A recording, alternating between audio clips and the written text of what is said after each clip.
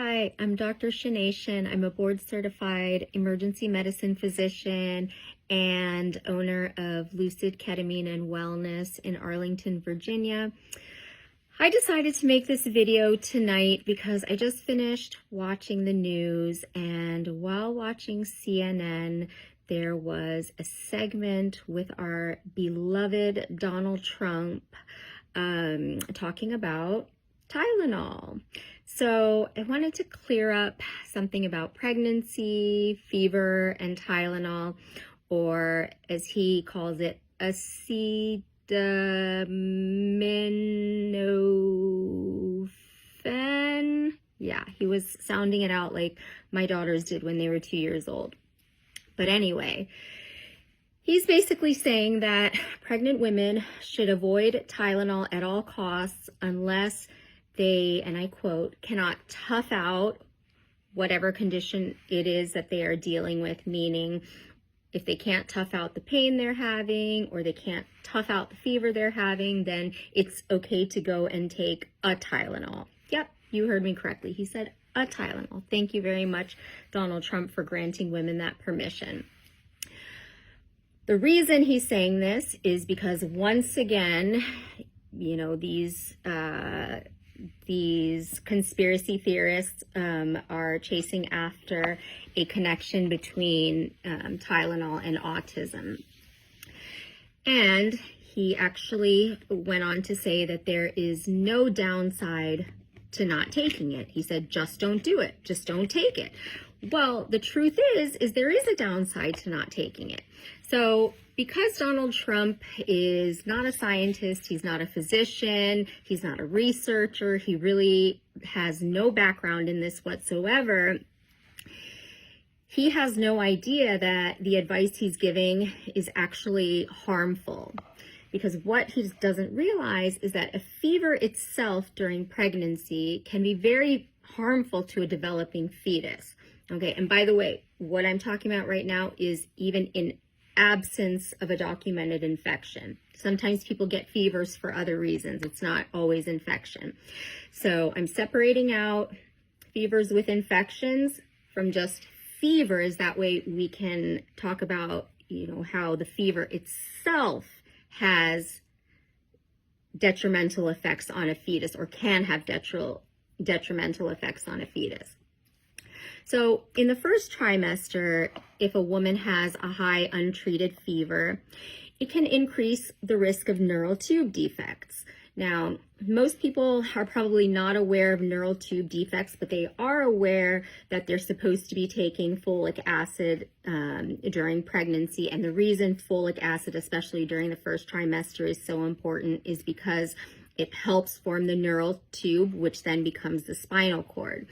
So neural tube defects can end up leading to conditions like spina bifida, which I'm sure many of you have heard of.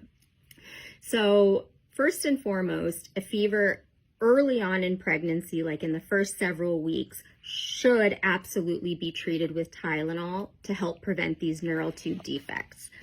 Additionally, the fever itself, that rise in temperature, can cause development of congenital heart defects. It can lead to development of cleft lip, cleft palate. Later in the pregnancy, fevers can even trigger preterm contraction, preterm labor, fetal distress. And this, again, is even in the absence of an infection. Yes, when there's a documented infection, whether it's a UTI, a pneumonia, cellulitis,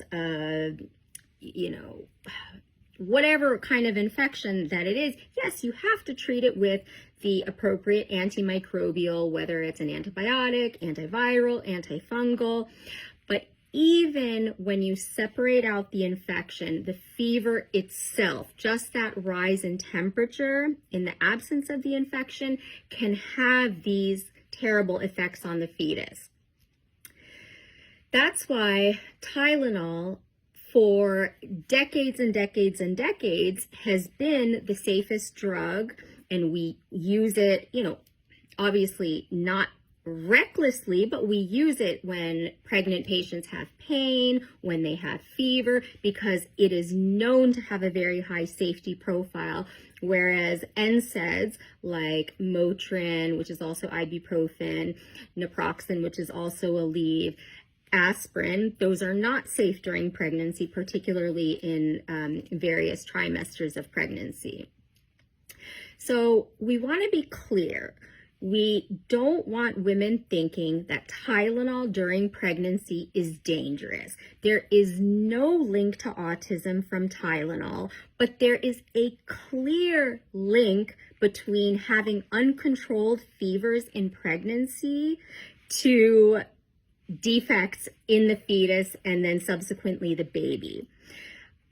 Again, I'm an ER physician, I'm not an OBGYN, I'm not a pediatrician, but I encounter thousands and thousands of pregnant patients like throughout my career, and hundreds and hundreds and hundreds of them have had fevers at some point during their pregnancy, whether I saw them during their fever or not, but I will always treat them with Tylenol, and I will continue to recommend that these patients take Tylenol when they have a fever. What Donald Trump and RFK Jr., they're two peas in an ignorant pod. When they start spewing medical information that has no basis to it, and when people don't have their own background knowledge to either, question in their mind whether or not they should be refuting this or not, this is dangerous misinformation. Okay, this is not just like, telling mothers, oh, you really don't need to use cocoa butter. It may cause some harm to your fetus and it doesn't really help with stretch marks. No, like if somebody doesn't use cocoa butter, that's not the end of the world. No harm, no foul. But telling women that they should not use Tylenol when they're pregnant and when they have a fever is actually misinformation that can and will cause harm. So please, even if you don't want to trust me because I'm not an OBGYN or I'm not a pediatrician, please talk to your own OBGYN, talk to your own pediatrician, and I am certain, as long as they are not, like full-on Trump supporters who just buy anything that comes out of that man's mouth, as long as they are like decently educated, logical people, they will agree with what I'm saying. So please, do not cut out Tylenol during your pregnancy if you find yourself having a fever. And frankly, if you have any aches and pains, you can still take Tylenol. I know that eventually all this nonsense is going to be refuted, but in the meantime, there are going to probably be thousands of women every day that are hesitating to take a Tylenol while pregnant and while having a fever because of this nonsense that was spewed by President Trump. So I hope this helps at least one person. Spread it if you care to spread it. But I just could not watch that segment and then not say anything. I was getting ready for bed and I said, I was so irritated and so just like enraged by the misinformation that was broadcast that I just had to make this video. Thank you guys for watching. And for those who are pregnant, best of luck with your pregnancies. Tylenol is okay to take.